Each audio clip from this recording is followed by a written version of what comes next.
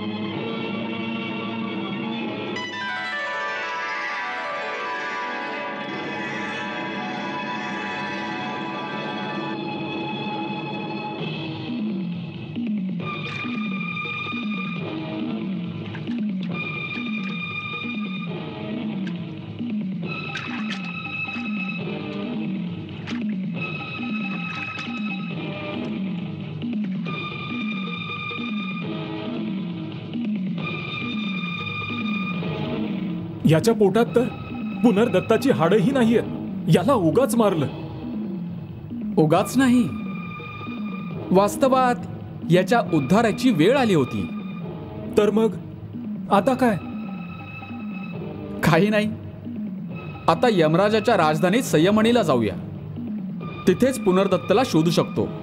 हो, चल.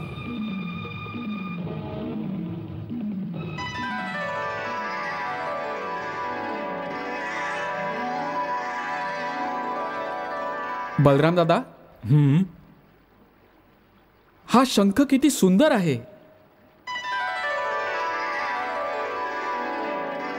बघूया तर याचा आवाज कसा आहे. हो ना.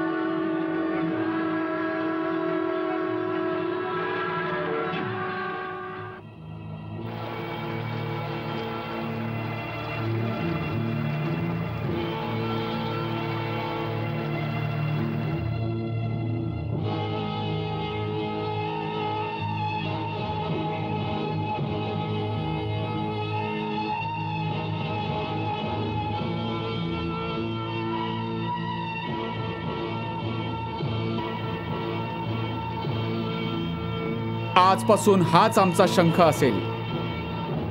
प्रत्येक युद्धात याच्यानीच आम्ही युद्ध घोषणा करू.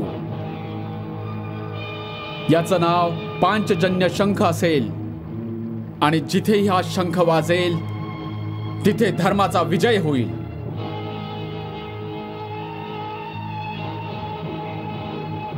चला आता यमराजांकडे जाऊया.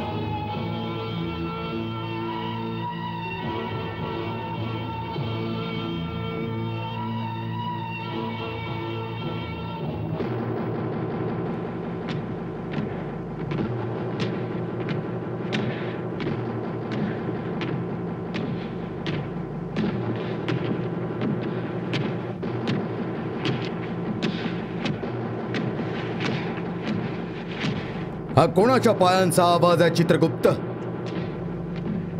असा कोण आहे ज्याच्या येणाऱ्या पावलांच्या या आवाजाने हे यमपुरीची धरती ही कंपायमान होते? हे कोण येत आहे रे? हे यमराज, यावेळी तर कुठल्याच व्यक्तीच्या येण्याचा उल्लेख नाहीये माझ्या हिशोबात. म्हणून प्रभू, आता जी येते ती मृत्यू लोकातली व्यक्ती असूच शकत नाही. कोणी दुसरंच आहे. दुसरं कोण? असुर की देवता? मला नाही माहित भगवन. हा?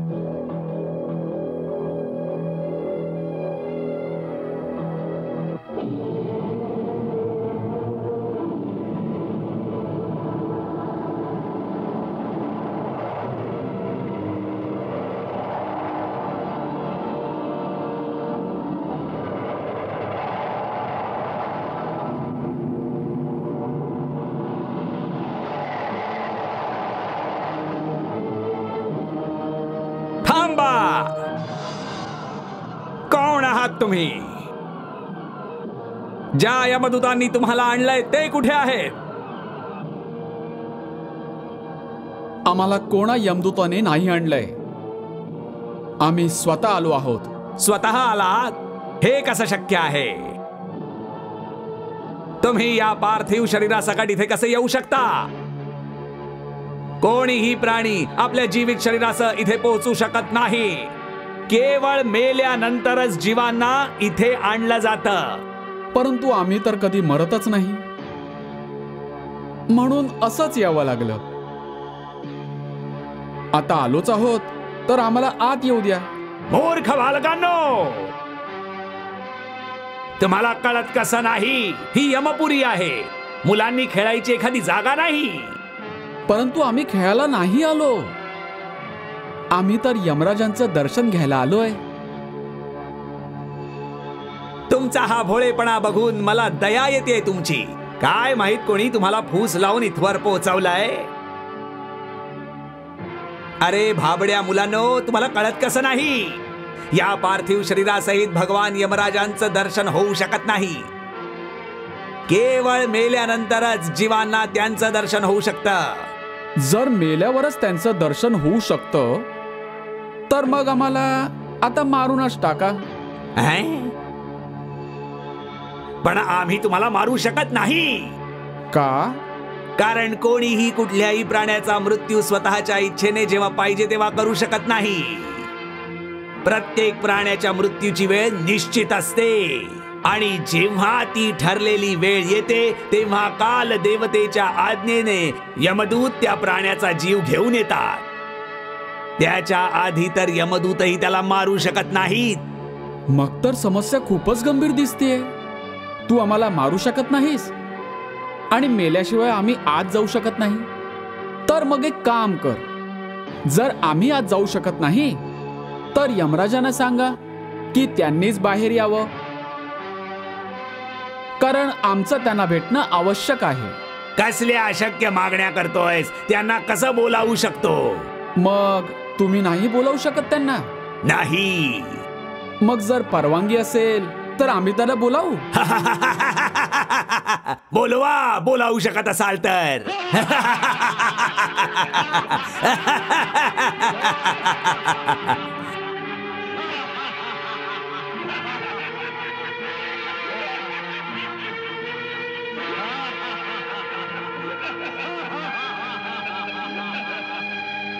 ठीक आहे.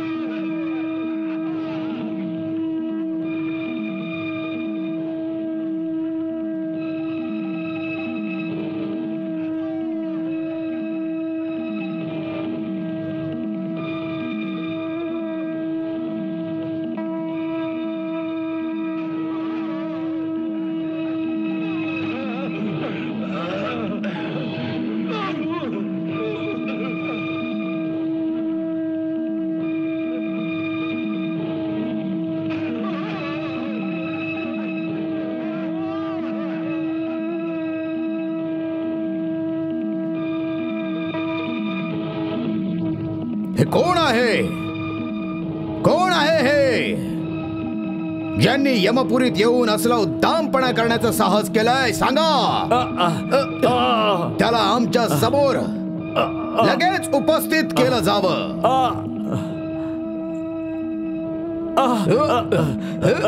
क्षमा करा प्रभू.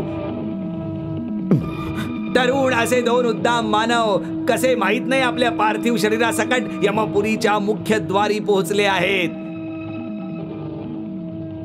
ते हट्ट करतायत की तुम्ही स्वतः येऊन त्यांची भेट घ्यावी. त्यांना अडवल्यावर त्यांनी कुठला तरी मायावी शंख अशा प्रकारे वाजवायला सुरुवात केली आहे प्रभू, की ज्यामुळे यमपुरीच्या मुख्य द्वारापासून महालापर्यंत सगळी घरं हलायला लागली आहेत प्रभू, हलायला लागली आहेत. याचा अर्थ आहे की ते दोघे कोणी मायावी असुर असावेत, ज्यांनी आमच्या संयमिनी नगरीवर आक्रमण करायचा साहस केलेला आहे. त्यांच्या या धाडसाला उत्तर आमचा हा यमदंडच त्यांना देईल.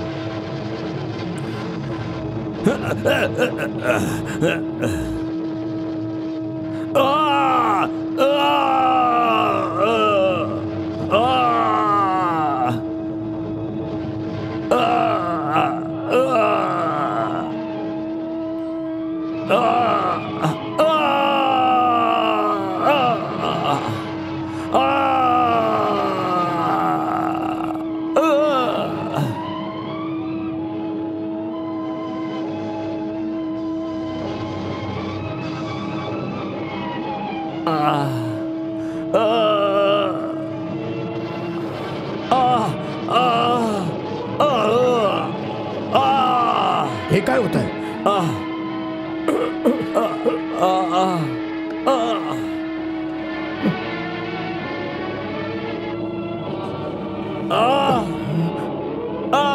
यमदंडाला शक्तिहीन करू शकेल तिन्ही लोकांमध्ये असा कोण आहे? मला तर स्वतः जाऊन बघायला हवं तिकडे.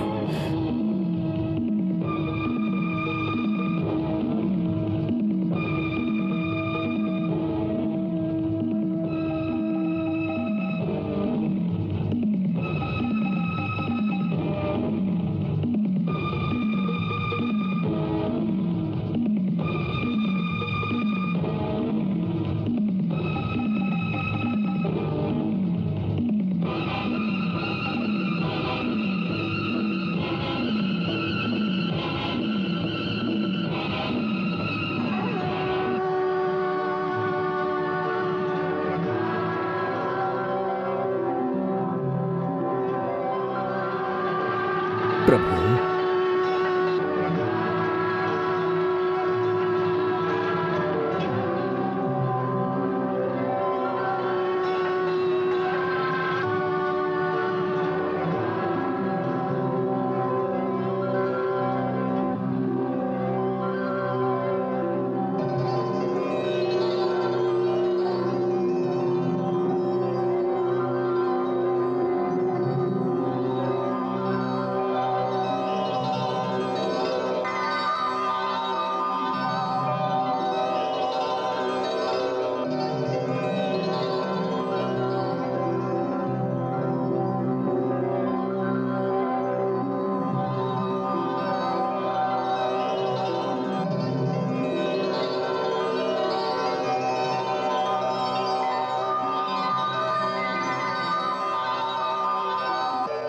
हे त्रिलोकपती, हे जगतपिता, आपल्या सेवकाच्या चुकीला क्षमा करून या दासाचं नमन तुम्ही स्वीकार करा.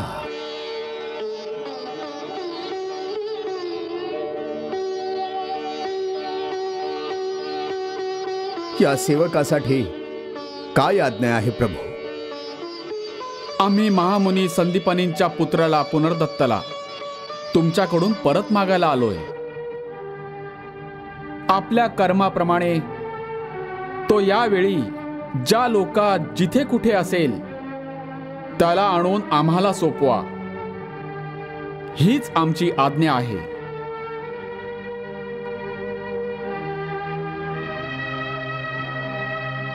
हे सर्वशक्तिमान, आमच्याकडे सर्व प्राणी जीवात्म्याच्या रूपातच येतात. मी त्यांना त्याच रूपात परत करू शकतो, पण त्याला पार्थिव शरीर प्रदान करण्याची शक्ती माझ्यात नाहीये प्रभू.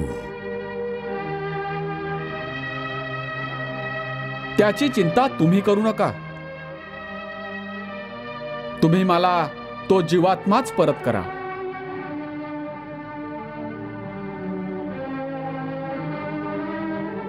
जशी आज्ञा प्रभू.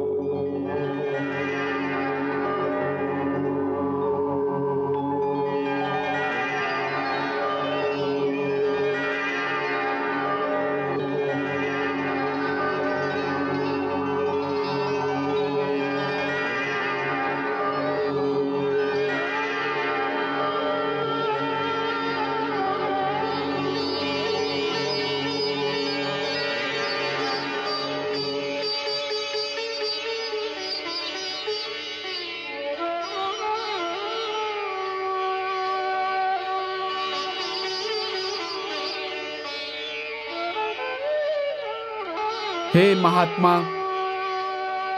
आम्ही तुमच्या कर्मनिष्ठेवर अतिप्रसन्न आहोत. आमच्या आशीर्वादाने आमच्या श्रीचरणी तुमची भक्ती कायम अचल राहील.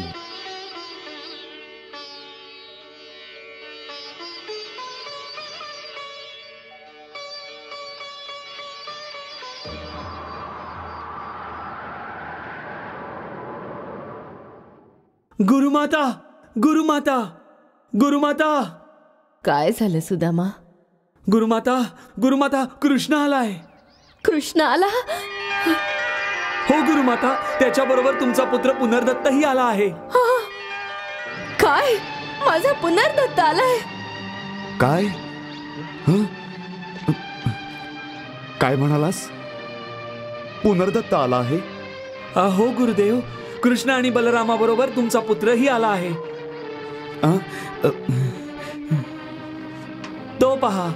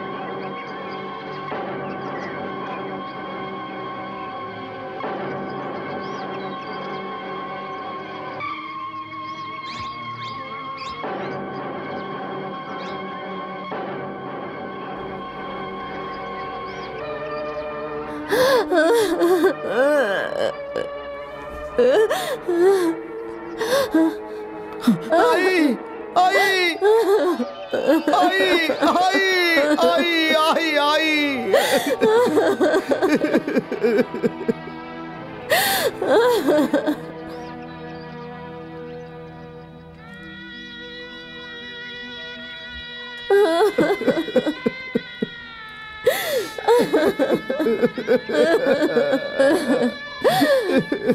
माझं बाळ, माझं बाळ, माझं बाळ.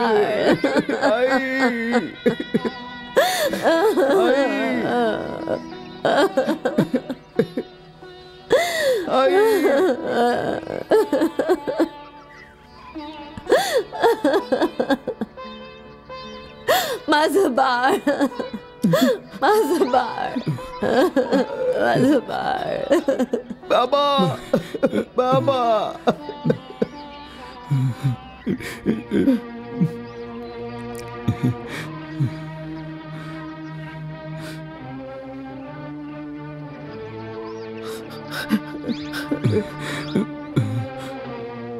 पुनर्दत्त बाबा, पुनर्दत्त बाबा.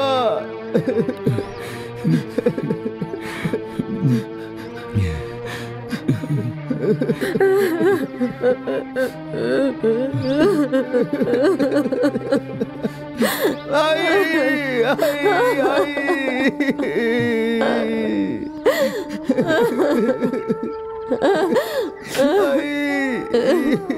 तू कुठे गेला होतास? कुठे गेला होतास तू? तू कुठे गेला होतास? आई, आंघोळ करता करता माझा पाय घसरला आणि मी समुद्रांच्या लाटांमध्ये वाहत गेलो होतो. काय झालं? तू कसा वाचलास? मला काहीच आठवत नाहीये. बहुतेक मी बेशुद्ध झालो होतो. मग मी लाटांमध्ये वाहत वाहत कुठे पोचलो मला काहीच आठवत नाहीये.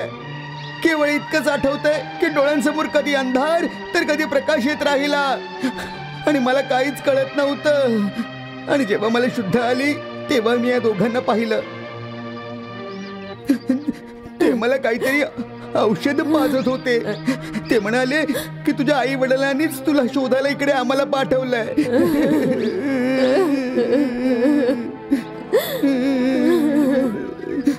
अरे कठोरा, इतकी वर्ष तुला आईची आठवण नाही आली?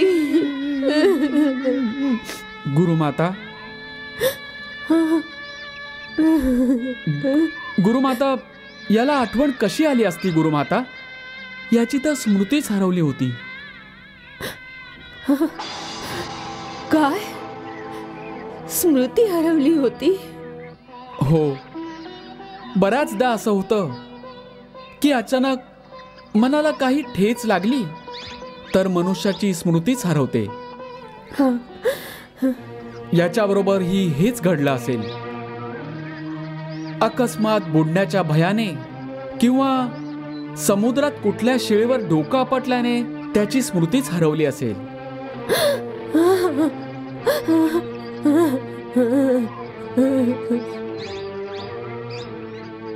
परंतु तुम्हाला हा कसा सापडला? मी म्हटलं होतं ना की हा बुडला नसेल, कुठल्या तरी किनाऱ्याला लागला असेल. याच विश्वासामुळे आम्ही दोघं समुद्राच्या किनाऱ्यांनी असलेल्या नगरांमध्ये फिरून फिरून याला शोधत राहिलो. त्याच एका नगरात हा सापडला.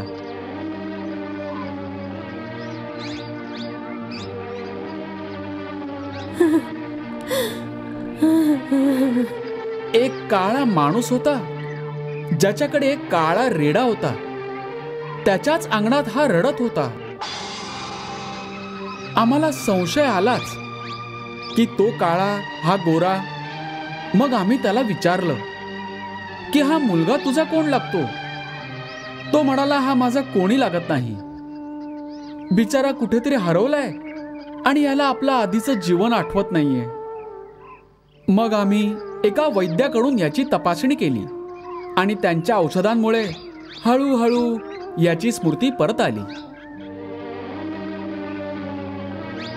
जेव्हा हा पूर्णपणे शुद्धीवर आला तेव्हा त्यांनी तुमचं नाव सांगितलं. बस, आम्ही त्याला आमच्या बरोबर आणलं.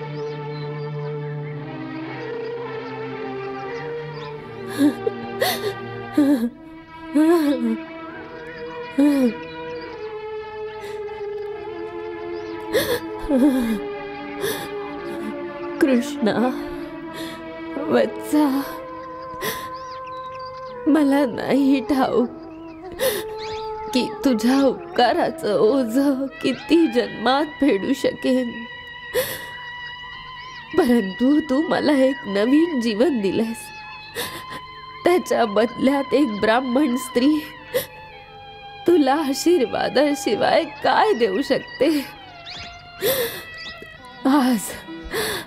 आज मी तुला आशीर्वाद देते की जोवर तुझी आई जिवंत असेल तोपर्यंत तुझा आणि तुझ्या मातेचा असा वियोग कधीच होणार नाही, जसा की माझा आणि पुनर्दत्तचा झाला.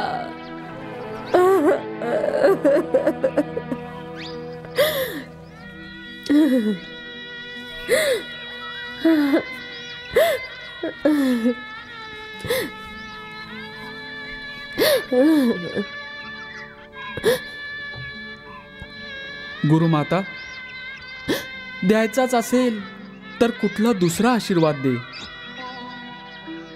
हा आशीर्वाद मला फळणार नाही माते. का? तुझी आई जिवंत नाहीये का? आहे की. एक सोडून 2 माता आहेत मला. काय? 2 माता? होय गुरुमाता. एकीने मला जन्म दिला आणि दुसरीने आजवर माझं पालन केलं. माझ्यासाठी तर दोघीही माझ्या माता आहेत. त्यामुळे एकीकडे असतो तेव्हा दुसरीचा वियोग होतो आणि दुसरीकडे असतो तेव्हा पहिलीशी वियोग होतो. म्हणून मी म्हटलं की दुसरा कुठला आशीर्वाद दे माते. अच्छा, तर ऐक. जर मी एकाग्र चित्तेने, समर्पणाने आजीवन माझ्या पतीची सेवा केली असेल, तर आज मी माझ्या पती भक्तीचं सार पुण्य तुला अर्पण करते. आणि हा आशीर्वाद देते की ज्या प्रकारे तू माझं दुःख दूर केलंयस, तशाच प्रकारे संपूर्ण जगाचं दुःख हरण करण्याची शक्ती भगवंतानी तुला द्यावी.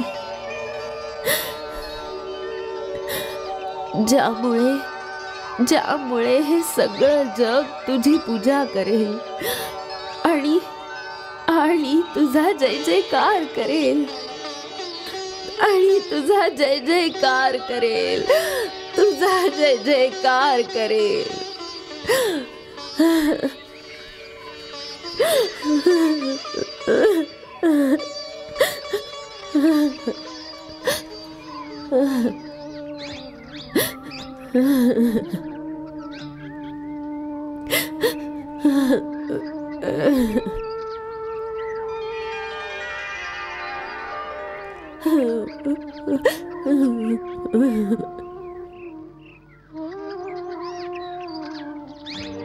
गुरुमाते, आज तुमच्याकडून हा आशीर्वाद मिळाल्याने माझं जीवन धन्य झालं. आता माझा विश्वास बसलाय की तुमच्या या आशीर्वादामुळे माझं या पृथ्वीवर जन्म घेणं अवश्य सफल होईल माते.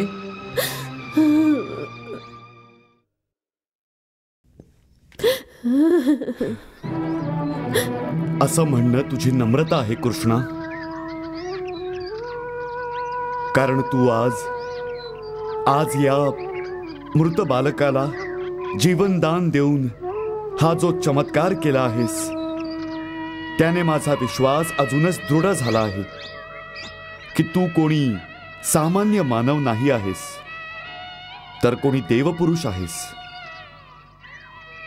ज्याला कुठल्या चुकीमुळे किंवा कुठल्या शापामुळे या पृथ्वीवर यावं लागलं आहे.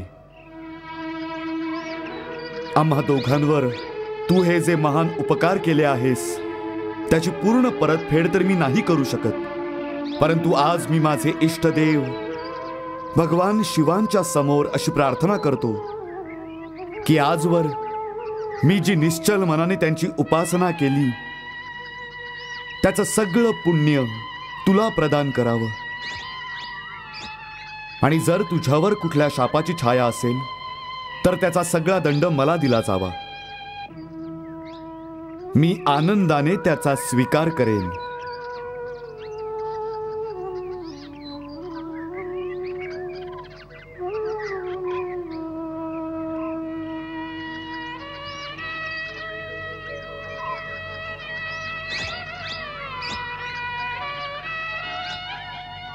गुरुदेव, इतकी उदारता एक पिता किंवा एका गुरुतच असू शकते. म्हणूनच तर दोघेही एक समान आहेत. अशा उदार गुरुचा शिष्य असणं माझ्या जीवनातील सगळ्यात मोठं भाग्य आहे गुरुदेव, सगळ्यात मोठे भाग्य आहे.